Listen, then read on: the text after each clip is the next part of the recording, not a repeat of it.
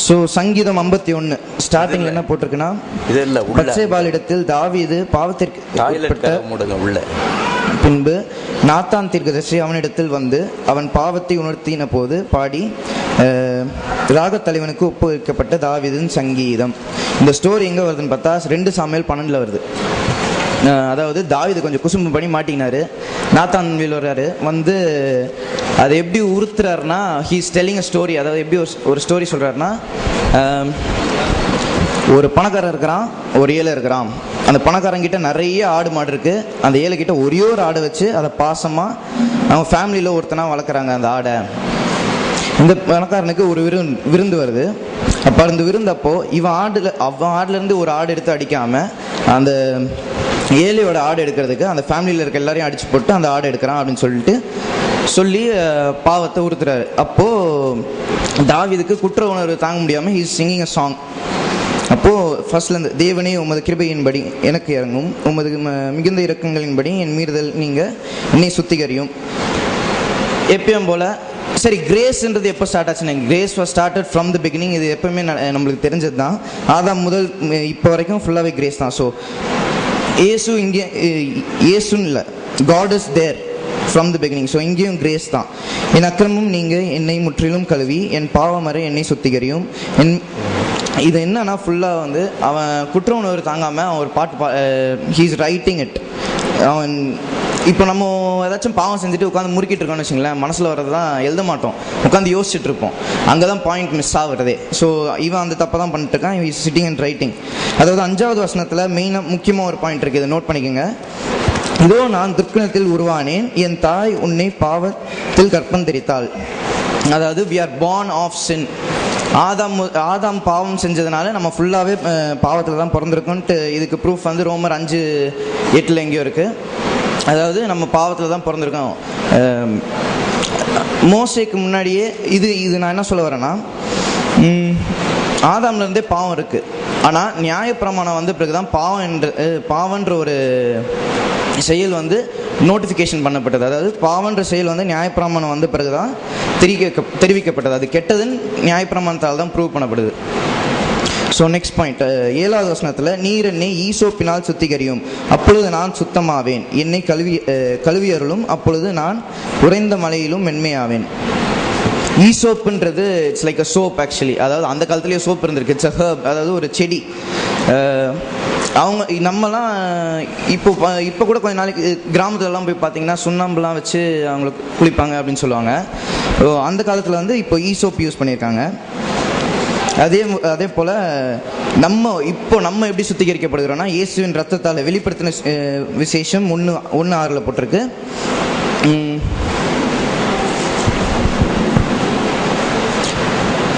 நம்மிடத்தில் அன்பு கூர்ந்து தமது இரத்தத்தினாலே நம்முடைய பாவங்களரை நம்மை கழுவி தம்முடைய பிதாவுக்கு முன்பாக நம்மை ராஜாக்களும் அவருடைய மகிமையின்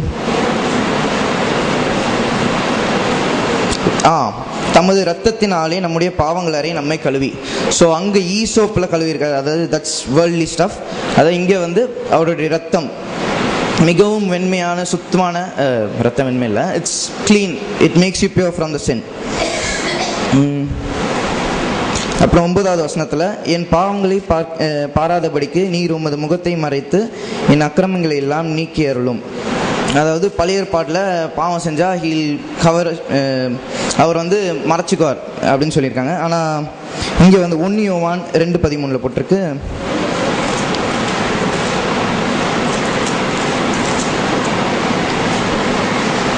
அதாவது அங்கே எப்படின்னா, பாவம் மறைக்கப்படணும்னா ஹி ஹாஸ் டு என்ன பண்ணணும்னா ஒரு ஆடை பலியிடணும். ஆனால் இங்கே வந்து இயேசுவே ஜெயிச்சிட்டார் பாவத்தை ஜெயிச்சுட்டு, அவர் ஜெயிச்சது இல்லாமல் நம்மளை வந்து ஜெயிச்சிட்டோன்னு சொல்கிறாரு. இங்கே பவுல் அதை பற்றி எழுதியிருக்காரு, வாலிபரே பொல்லாங்கனி நீங்கள் ஜெயித்ததினால். இயேசு ஜெயிச்சுட்டு நம்மளே ஜெயிச்சிட்டோம் அப்படின்னு சொல்கிறாரு. ஸோ அவர் வந்து நம்மளை வந்து மறைக்கல. He is with us. யோவான் 14:17 போட்டிருக்கு, அவர் நமக்குள்ளே வாசம் செய்கிறார் அப்படின்னு சொல்லி. இன்னும் அதுவும் இல்லாமல் நம்மளுக்கு தெரியும், the spirit of the Lord dwells upon us. நம்ம தேவனுடைய ஆலயமாக இருக்கிறோம். ஆமீன். அப்புறம் 10வது வசனத்தில், தேவனே சுத்தி இருதயத்தை என்னிலே சிருஷ்டியும், நிலவரமான ஆவியை என் உள்ளத்திலே புதுப்பியும். இங்கே என்ன சொல்கிறான்? அதாவது அதே தான், குற்ற உணர்வு தான். ஹீஸ் டெல்லிங், ஏசப்பா நான் வந்து பாவம் செஞ்சுட்டேன், என்னை சுத்திகரியும். இந்த காலத்தில் நம்ம அதை செய்யணுமா? யாரெல்லாம் செய்ய போகிறது? செய்யறதா இருந்தால் செஞ்சுங்கப்பா. மேட்ரு பாயிண்ட்டை நான் சொல்லி முடிச்சிடறேன். யோவான் 14:17 ஹீ இஸ் வித் அஸ். அப்புறம் அதே போல் 2 அதாவது என்னிலே சிருஷ்டியும் அப்படின்னு சொல்கிறான். சிருஷ்டின்ற வார்த்தை வந்த உடனே நம்ம புது சிருஷ்டின்னு நம்ம தெரிஞ்சுக்கணும். புது சிருஷ்டின்னு தெரியும். அது எப்படி? நான் வந்து நம்ம இயேசுவை ஏற்றுக்கொண்டு அவருடைய ரத்தத்தினால் கழுவப்பட்ட உடனே we are born again. பழையவைகள் எல்லாம் முடிந்து போயின, எல்லாம் புதிதாயின. உமது சமூகத்தை விட்டு என்னை தள்ளாமலும் உமது பரிசுத்த ஆவி என்னிடத்திலிருந்து எடுத்துக்கொள்ளாமலும் இரும். அதே தான் 13வது வசனத்தில். அப்பொழுது, அதாவது 12வது வசனத்திலிருந்து பார்க்கணும் அதை. உமது இரட்சணியத்தின் சந்தோஷத்தை திரும்பவும் எனக்கு தந்து உற்சாகமான ஆவி என்னை தாங்கபடி செய்யும். அப்பொழுது பாதகருக்கு உமது வழிகளை உபதேசிப்பேன், பாவிகள் உம்மிடத்தில் மனம் திரும்புவார்கள். இவர் தான் என்னமோ பெருசாக சாதிச்சுட்டு வந்து சொல்கிற மாதிரி இவர் சொல்கிறாரு, நீங்கள் எனக்கு வந்து அது செய்ய, நான் எல்லாத்தையும் இதெல்லாம் வந்து நான் போய் எல்லாருக்கிட்டே சொல்லுவேன், அப்போ வந்து எல்லாருமே வந்து உன்னை ஏற்றுக்குவாங்க. But it's actually not like that. அதாவது ரோமரில் என்ன போட்டிருக்குன்னா, ரோமர் 19:10 அவருடைய நாமத்தை நம்ம சொன்னாலே நம்ம ரட்சிக்கப்பட்டுருவோம். அதே போல் 1 கொரிந்தியர் 12:3 என்ன போட்டிருக்குன்னா,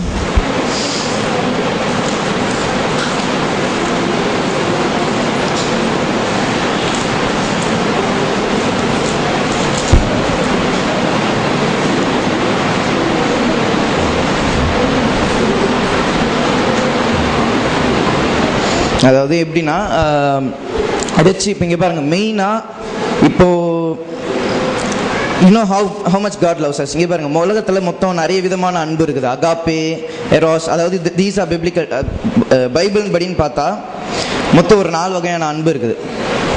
அகாப்பே, எரோஸ், பிலிப்பி, சம்திங் எல்ஸ், இன்னொன்று இருக்குது. அதாவது அகாப்பேன்றது கர்த்தருடைய நிபந்தனை இல்லாத அன்பு. தட் இஸ் யோவான் 3:16 போட்டிருக்கு, for God so loved the world he gave his only son. unconditional love. அதாவது ஒரு நிபந்தனை இல்லாமல். எப்படிங்க, ஒரு உங்களோட சொந்தமானது கொடுக்கறத விடுங்க, தன்னோட சொந்த குமாரனே கொடுத்துட்டார் அவர். So that's call unconditional love. அதே மாதிரி இன்னும் நிறையா இருக்குது. அது பேர் அது எராஸ்ன்றது வரவங்க ஒருத்தவங்க சில பேர் வந்துட்டு Prasanna I love you, you so sweet, you so sweet, you so nice, எனக்கு கொஞ்சம் ஒரு 10,000 தாயேன் அப்படின்றது வந்து எராஸ். திஸ் ஆ உலகத்தில் இருக்க அன்பு. அதே போல் பிலிப்பியோ அப்படின்னு சொல்லியிருக்கு. அது வந்து நான் கேப்ரியல் அங்கிளை பார்த்து ஐ லவ் யூ பிரதர் சர்ச்சில் சொல்கிற மாதிரி. ஸோ இத்தனை விதமான அன்பில் he found out the best, greatest love for us, that is called agape. That's the God's unconditional love. அதாவது இதுலேருந்து நம்மளுக்கு என்ன தெரியுதுன்னா, இந்த unconditional லவ்னால he has made us righteous, he has made us pure. இது நம்ம எல்லாருக்கும் இதை மற்றவங்களுக்கு தெரிஞ்சாலே இது வந்து ரொம்ப ஈஸியாக இருக்கும்.